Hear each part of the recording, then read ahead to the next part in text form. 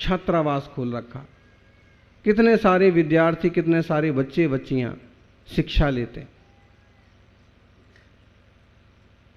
ऐसे माहौल में रहते हैं, संस्कार, सदाचार, शाकाहार, वो किसी भी परिवार से आए, अब जब वापस जाएंगे तो वे एक अच्छे इंसान बनकर के वापस जाते हैं। बेटियों की शिक्षा का खास प्रबंध किया, और एक बेटी ना एक नहीं, दो दो परिवारों को सुधारती है, दो दो परिवारों को निभाती।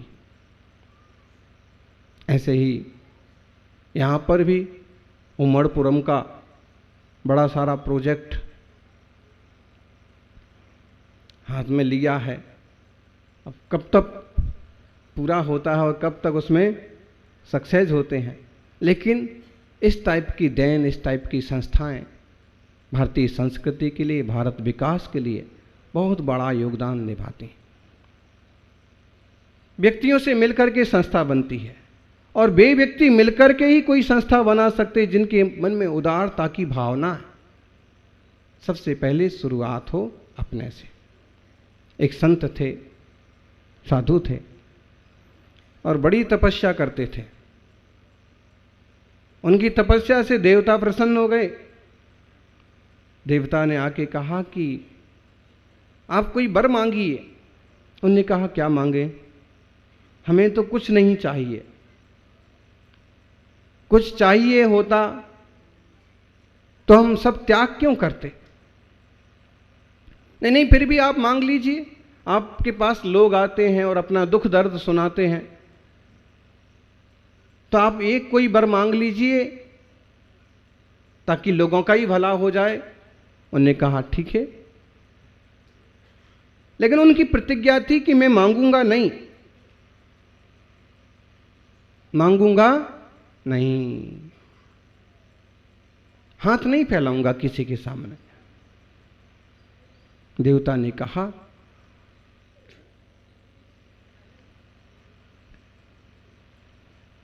कुछ तो मांग लीजिए, कुछ तो ले लीजिए।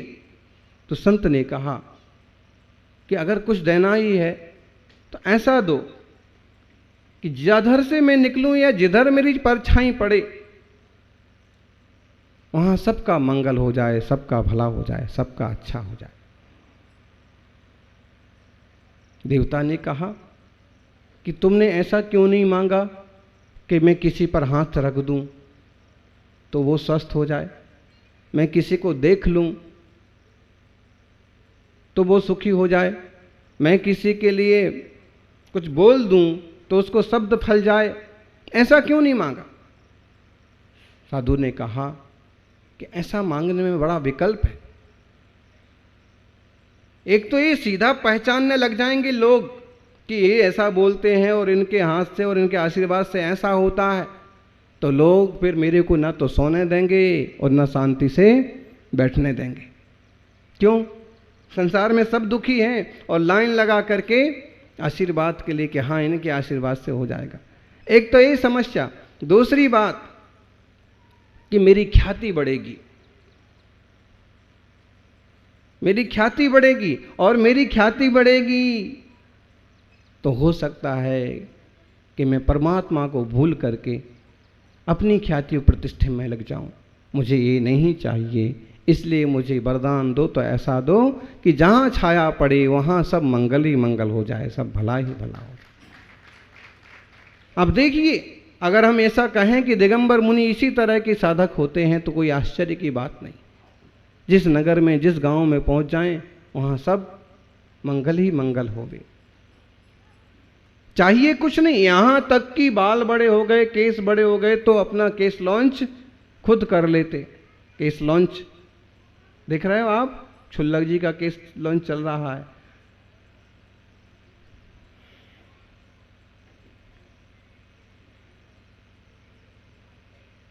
अब देखो, ये वही छुल्लक जी हैं जिनने 38 उपवास की साधना 4 दिन पहले पूरी की है। उपवास तो आपके ध्यान में आया? उपवास का मतलब ये नहीं कि दाल रोटी छोड़ दी और शकरकंदी और मिठाई और मूंगफली की और ये सब एक कुछ नहीं। उपास जैन मुनियों का उपास मतलब कुछ नहीं लेना। और 38 दिन में शायद उन्होंने केवल 6 बार बीच में एक एक गिलास पानी लिया बस, और कुछ नहीं। मतलब 38 दिन में 6 दिन ऐसे आए कि जिस दिन उन्होंने केवल 1 गिलास पानी पिया, बाकी दिनों कुछ भी नहीं लिया। और आपके सामने कैसे बैठे, एकदम शांति से, और किस लॉन्च हो रहा। एक कठोर साधना आज भी दिगंबर मुनियों में देखने को मिलती है। प्राचीन परंपरा है। महावीर भगवान ने भी 4-4 माह के उपास किए थे, 6-6 माह के उपास किए थे। आचार्य आदि सागर जी महाराज जी भी 7-7 दिन के बाद एक बार भोजन पानी करते थे, कठोर तपस्या करते थे। आचार्य शांति सागर जी महाराज, महावीर कीर्ति जी महाराज, विमल सागर जी महाराज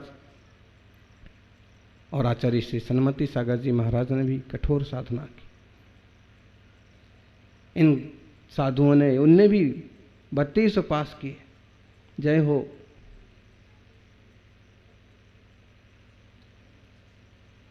मुनिश्री ने 32 उपास किए, उन्होंने 10 उपास किए।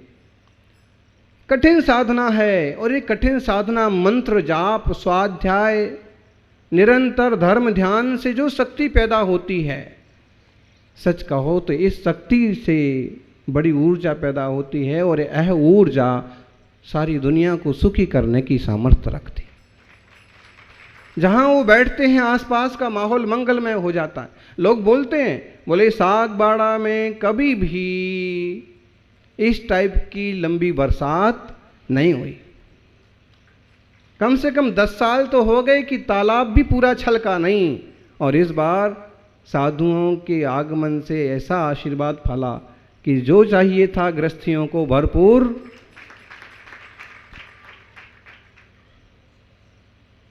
लोहारिया तालाब। और मेरे को तो ऐसे लगता है ना कि जब से ये अपन ने विचार किया है कि महावीर स्वामी के चरण पादुका यहाँ लगे और उनका पावापुर की प्रतिकृति वैसे ही की वैसे, तालाब भी निखर जाएगा, एक पर्यटक स्थल भी बन जाएगा और धर्मात्मा जीवों के लिए महावीर स्वामी के चरण स्पर्श करने का सौभाग्य भी मिल जाएगा।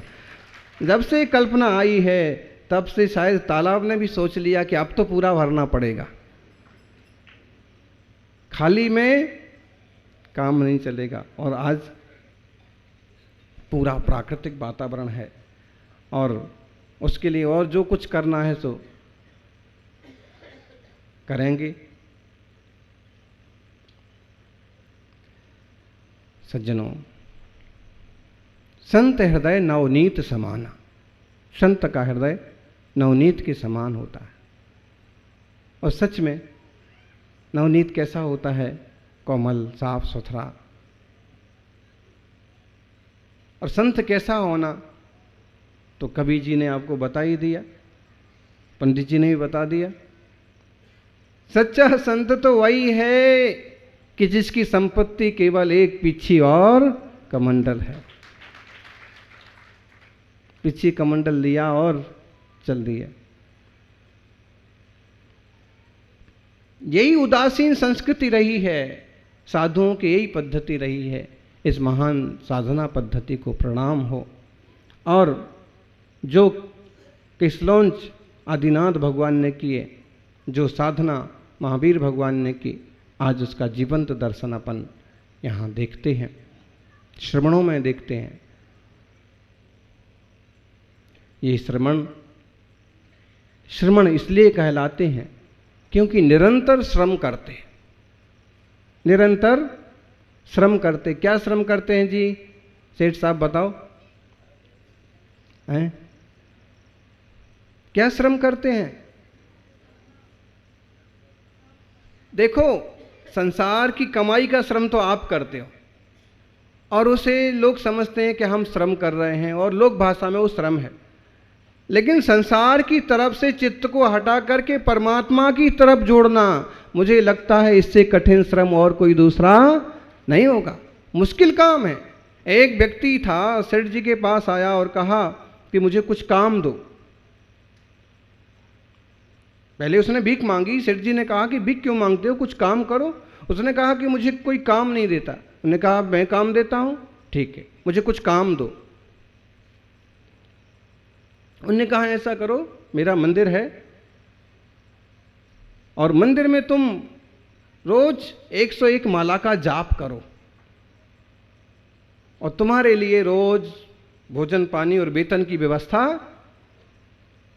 उसने सोचा चलो अच्छा ठीक है, ये भी करेंगे। लेकिन वो जाप करने बैठता तो पहले तो मन बंदर है, लगता नहीं, और जैसे तैसे लगाओ तो 1 2 3 माला के बाद तो मुश्किल ही होता है। 101 माला करना 2-3 दिन तो जैसे तैसे उसने किया।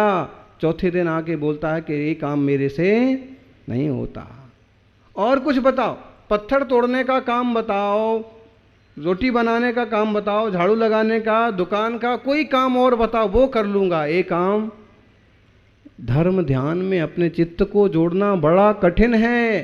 समाज सेवा में अपने आप को लगाना भी कठिन है। और जो लोग कर रहे हैं धन्यवाद के पात्र हैं, आशीर्वाद के पात्र हैं। निस्वार्थ रूप से अपने आप को झोंक देना, सच्चा इंसान तो वह है जो अपना पेट भरने के पहले दूसरे को भी कुछ दे। बोलते ना 3 शब्द हैं, संस्कृति, प्रकृति और विकृति। संस्कृति तो ये है कि हम दूसरे को खिला करके खाएं। प्रकृति ये है कि भले हम दूसरे को खिला पाएं ना खिला पाएं तो खुद शांति से खाएं। और विकृति ये है कि दूसरे का छीन करके खा जाए। संस्कृति कहती है कि एक रोटी है तो आधी आधी करके खा लो, और प्रकृति कहती है कि कोई बात नहीं, तुम्हारा पेट भरने लायक है, तुम खा लो। लेकिन विकृति, और आज विकृति बहुत हो रही है, दूसरे की संपत्ति पर कब्जा करने का भाव। सच में कुछ किसी का होता नहीं, फिर भी देखो दुनिया में 4 तरह के लोग होते हैं, है ना।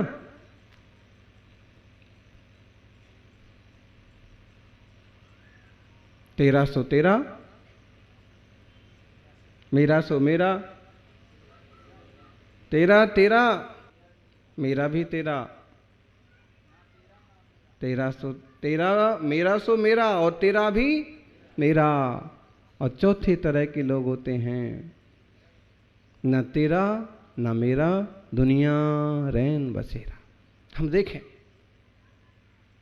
तेरा सो तेरा, मेरा भी तेरा, बहुत कम लोग होंगे ऐसे। मेरा सो मेरा, तेरा भी मेरा। सबसे पहले देखो अपन, मेरा सो मेरा, तेरा भी मेरा। एक उदाहरण ले बें हम, कौन सा? सबसे बढ़िया उदाहरण है महाभारत का। दुर्योधन कहता है, शकुनी कहता है कि मेरा सो मेरा है ही, तुम्हारा वाला भी मेरा। कुछ हाथ नहीं लगा, केवल बेइज्जती हुई, इतिहास में बदनाम हुए। मेरा सो मेरा, तेरा भी मेरा। सबसे रद्दी क्वालिटी के लोग। दूसरे लोग मेरा सो मेरा, तेरा सो तेरा। पांडव ये कहते थे, मेरा सो मेरा, भाई कम से कम 5 गांव दे दो, या हमारा जो हिस्सा बैठता है आधा आधा। तो मेरा सो मेरा, तेरा सो तेरा, इस पर कहां राजी हुए, जबकि पांडव इस पर राजी थे। और इसलिए आज वो भी एक आदर्शग्रस्त माने गए। आज भी पांडव एक तरह से अमर हैं। तीसरे नंबर पर देखें, तेरा सो तेरा और मेरा भी तेरा। नाम बताइए।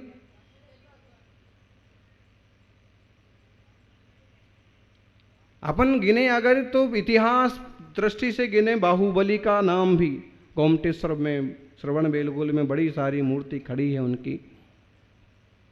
बाहुबली एक ऐसे सम्राट हुए कि चक्रवर्ती भरत को, अपने ही भाई को जीतने के बाद भी, भाई तेरा सो तेरा और मेरा भी तेरा। और अगर हम दूसरी तरफ से देखें तो आदर्श मर्यादा पुरुषोत्तम राम का जीवन, जो कि राज्य का हिस्सा उनका था, राज्य उनका था, बड़े होने के नाते राजा उनको बनना ही था, लेकिन हिस्सा बांट भी करो तो भरत का, मेरा मेरा, लेकिन नहीं, उस पर भी जैन पद्म पुराण में तो यहाँ तक भी लिखा है कि दशरथ ने नहीं कहा कि तुम बन जाओ, अभी तो ये निर्णय राम का ही था कि अगर भरत राजा बनते हैं और फिर मैं यहीं रहा आऊँगा तो इनको सत्ता संभालने में तकलीफ होगी, लिहाज रहेगा, हमेशा मेरे को पूछने आएगा। इसलिए उनने आग्रह किया कि भरत यहाँ का राज्य करें और मैं वन का राज करूँगा। आदर्श भरत का है वो उनका, लेकिन मेरा वाला हिस्सा भी, ऐसे तो भाइयों के दर्शन भी अभी दुर्लभ हो रहे। थोड़े से भाग्यवान कोई परिवार हों कि जो मिलजुल के सब चीज़ निभाते हैं, तो तेरा सो तेरा, मेरा भी तेरा। और महावीर जैसे महासाधक कहते हैं, महावीर भगवान कहते हैं, ना तेरा ना मेरा, दुनिया रैन बसेरा। सच में कुछ ना लेके आए थे और ना कुछ लेके जाना है। फिर भी पता नहीं बीच में देखो, आया नंगा जन्म कैसे होता है, बोलो जी अध्यक्ष महोदय, कैसे होता है जन्म? आया नंगा और जाएगा भी नंगा, कुछ लेके नहीं जाएगा। आया नंगा जाएगा नंगा, बीच में मचाता है दंगम दंगा। अगर ये बीच में भी संभल जाए, बीच में भी सावधान रहे कि ईमानदारी से चलो, विवेक से काम करो, मिलजुल के रहो, जिससे किसी को तकलीफ ना हो वो प्रवृत्तियां करो, खान पान की शुद्धि रखो, मन की शुद्धि रखो, यानी अपने मन वचन काय की शुद्धि हो, वितराग भाव हृदय में प्रकट हो, ऐसी मंगल भावना। जय बोलिए 24 तीर्थंकर भगवान की, शांतिनाथ भगवान की।